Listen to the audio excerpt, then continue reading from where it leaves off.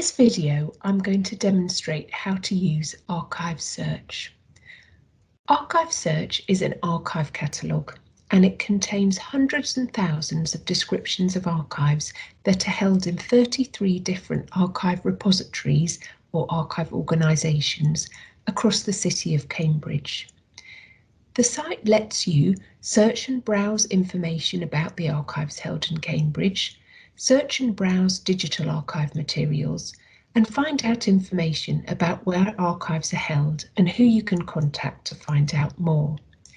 There is a user guide, a LibGuide, which gives more information about using the site than I'll be covering in this video. You can access the LibGuide by clicking on the orange Help button towards the bottom of the home page, or using the link in the footer of every page to the ArchiveSearch LibGuide. I'll start by showing you the options that are available from the home page of ArchiveSearch. The simplest thing to start a search is to enter a term into the search box that you can see on the home screen here. So I could enter a search for astronomy, and by clicking on the blue search button, I could kick off a search. I can see that that brings me quite a lot of results back, well over 1,000. So I'll just return to the home screen and show you how I can refine this search from the home screen itself. So moving across from the search box, there's the option to limit my search to particular types of material. So I might decide to limit the search just to digital materials. Then moving across to the next pull down menu, there's the option to limit my search to particular fields in the catalogue, particular data elements, or I can add in a date range. So I might want to choose 1700 to 1799.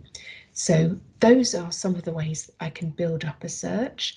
I can also add an additional search row by clicking this plus icon to the right of the search. So I might want to add an additional search term. So I might want to say I would like to search for astronomy and Newton.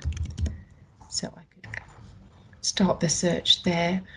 But you'll see I've also got the option to decide that I want to find the term astronomy and not Newton.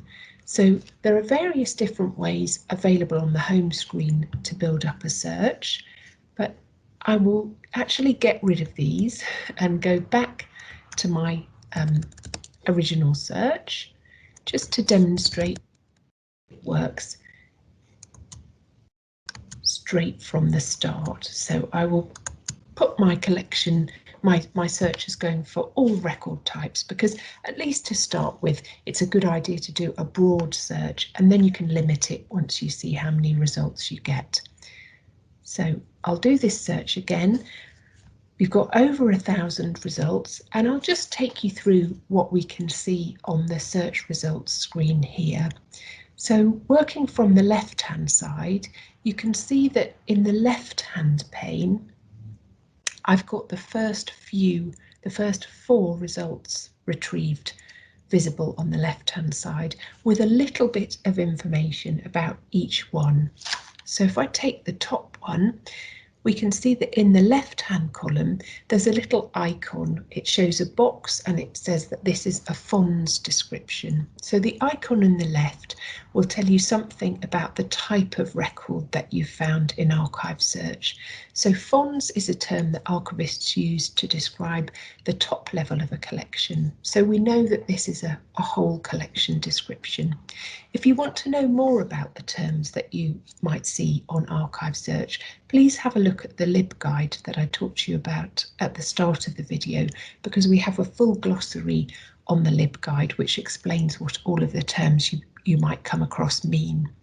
So we've got our FONS description, then we've got the title, so that's in blue and it's a clickable link, so I can follow a link and have a look at this collection.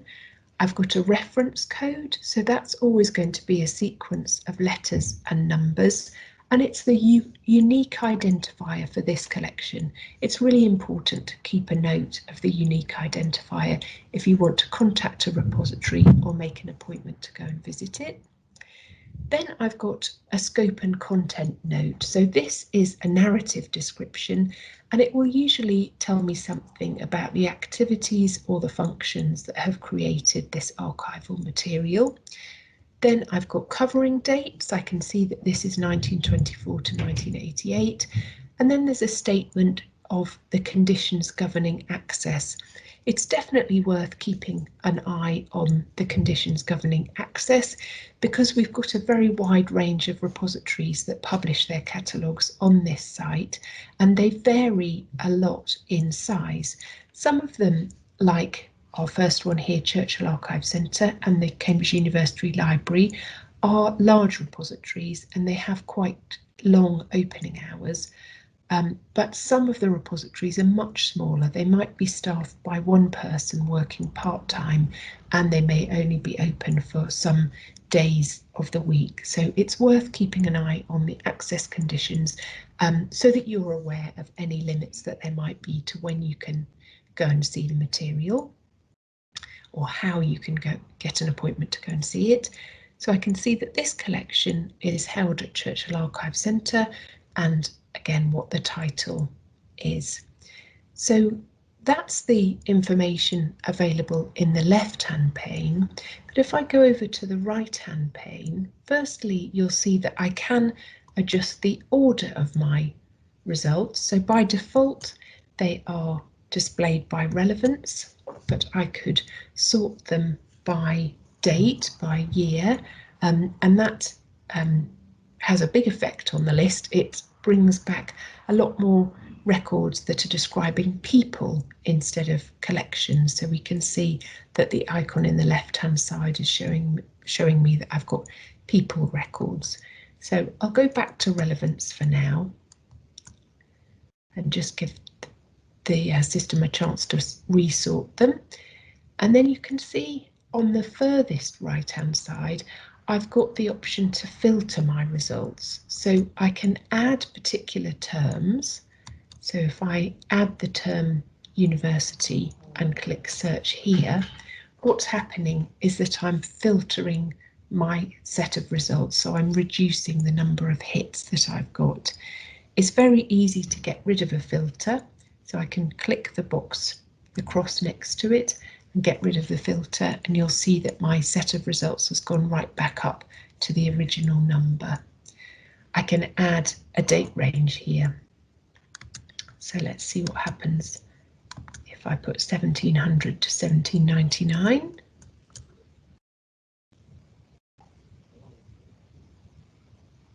So that brings the hits down to 127 records, so it's getting more manageable all the time. And then the other filters that I can add, you can see that ArchiveSearch is giving me some clues about what's going to happen if I click any of these filters, because they've got a number of hits next to each filter. So the first filter is the repository, so where the records are held. 126 of these are held at the University Library. And then the next filter is the ARCON code. So this is a filter specifically for Cambridge University Library material. There's an awful lot of material on this system for the University Library, and these ARCON code filters allow you to filter by the department or collection. So it's one of the ways that this system makes working with a set of results a little bit more manageable for you. I can also choose the type of record retrieved. Archival objects are lower level records, so they're more detailed records usually, and then resource records are top level descriptions, so they are going to be whole collections. And then we've got particular subjects, so if I click on longitude, I can see that that's going to give me 34 results. So let's have a look at those. So that's filtered the list right down to 34 results, so it's getting more and more manageable all the time. So I'm now going to dive into one of these results and show you what you see when you look at a particular record on ArchiveSearch and how you can understand enough about the context of the record that you found. So I'll go for the first one in the list. So you can see that up at the top left of the screen here, I've got the title of this file. So it's called Petitions and Memorials.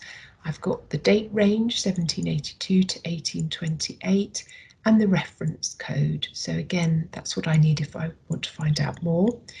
Underneath the reference code is a breadcrumb trail. So this shows me that this collection is held at the University Library. The collection is the Royal Greenwich Observatory Archive collection, and then within that I'm in the Papers of the Board of Longitude, and then the file is Petitions and Memorials.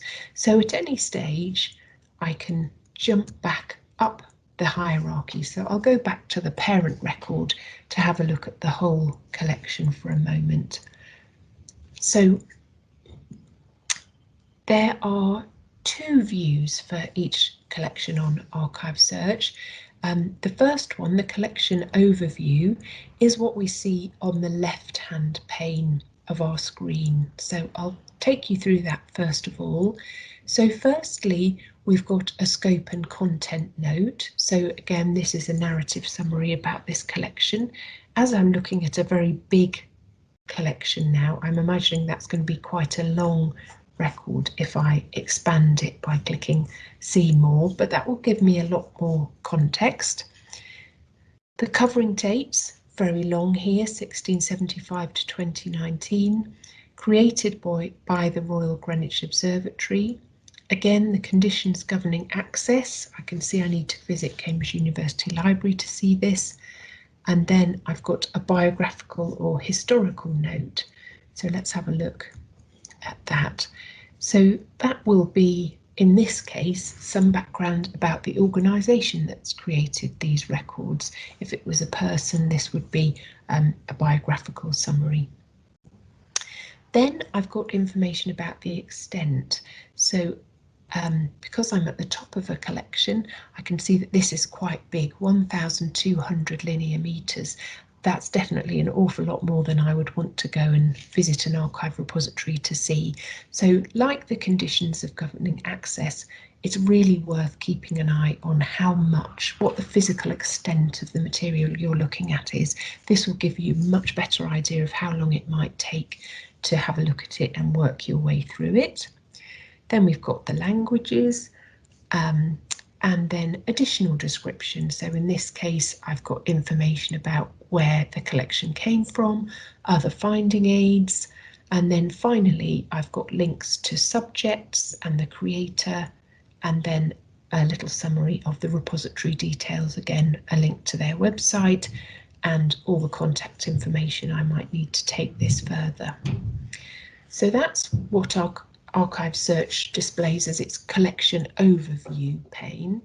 And then in the right hand side here, we've got the collection organisation, which is the second tab in our list. And I'll just confirm, in this case, there isn't a container inventory, but that's fine. I can find all the information I need using the collection organisation tab. So the collection organisation pane here, this is the way that I can understand the hierarchy of this collection, and I can burrow down in the collection and find out more details. So if I open up the first section, the Papers of John Flamsteed, each of the arrows will open up and let me select subsections, so I can keep expanding and drilling right down. So if I'm interested in this particular material and I click on it, you'll see that the collection pane on the left has updated now. So I've got information about this file. I can see that in the top left-hand corner. This is just one file of material. It's a volume. So that would be a more manageable thing for me to come and have a look at. It would certainly be smaller. So that's how to sort of burrow down in a hierarchy and get into more detail in a collection. And once you've got a specific reference or references like this, ArchiveSearch helps you take the next steps. So probably the first step will be to contact the repository. So you can see that on the top right hand side of the screen there's a Contact Us button. When you click that, that will open your email software and it will fill in an email with the 2 details already completed with the email address of the repository and with the subject line of the email filled in with the reference code of this material. So citing the reference code when you're in correspondence with a repository is going to be the simplest way of making sure that it's clear which material and which collection you're interested in. There's also a citation button. So if I click that, that will generate a citation that I can copy to my clipboard and paste into my work if I'm referencing it. And finally, a print button, which will create a PDF for me that I can either save or print. So that's a way of keeping a record of what you've been looking at if you would like to. So I've finished showing you how to search ArchiveSearch, and I'm going to conclude by taking you through the options to browse through ArchiveSearch. So you can use the options that are below our title bar to browse the collections. So the first option is to browse by repositories. So repositories are the archive organisations that hold the material. So I'll go for the third one, the Archive Centre at King's College in Cambridge, and by clicking on that you'll see that I get a little summary about this archive, a link to its homepage, description of its collections and when it's open, how I might get access, contact details to take it further, and then it says what's in this repository. There are 89 resources, so if I click on those, that shows me the collections that are held at King's Archive Centre, and I can browse through these or I can decide to filter them on the right hand side as I showed you with the search results. I can add extra terms and add date ranges and so on. So that's the first browse option, the repositories option. The second one is the resources option. So resources in ArchiveSearch terms are our top level descriptions. So they're our collections. And this is going to bring an alphabetical list of the collections. So it's sorted at the moment by title, but I can again, just as I was able to do before, I could decide that I was going to sort this list by date instead of by title, or I could add filters on the right hand side. So that's browsing by resources. Then I could browse by digital objects, browse the digital objects on the system. So at the moment there's a lot of digital objects on this system which describe the papers of Charles Darwin. There will be more digital objects as time goes by, but I can see that these have got quite abbreviated titles and the reference codes include MS-DAR, which is the Darwin collection reference code. So I'll just scroll down and have a look at one of these digital objects. So I like the look of this one, a dog approaching another dog in a hostile spirit. When I click on that, I get a slightly different screen. I get a screen where I've got an image of a document, which is very exciting. So I've got a title again, I've got my reference code, so if I want to take this further I can see what the information is, and I can see that this is a Cambridge University Library collection. If I click on the digital object itself, on the image, I get taken to the Cambridge Digital Library, where I can see this document in the context of a volume the volume that it's part of. So I can decide to browse through that volume from here. So I'll close this for now and return to ArchiveSearch. So that's how to browse by digital objects. And then finally, subjects and names work in a very similar way. So if I click the list of subjects, you'll see that I get an alphabetical list of subjects. And if I click on one, the abdication of Edward VIII, you'll see that that has found 11 collections or records for me. So that's a very quick way, if there's a particular person or event or subject that you're interested in, of going sort of straight into the collections that way. So that concludes my tour of ArchiveSearch. I'll go back to the home page again and just finish with a reminder of the help button, which takes you to the ArchiveSearch LibGuide, which contains more information about this system, and also point out that if you have any problems with it, there's a link in the bottom right hand side where you can send feedback to us or report a problem. Thank you very much.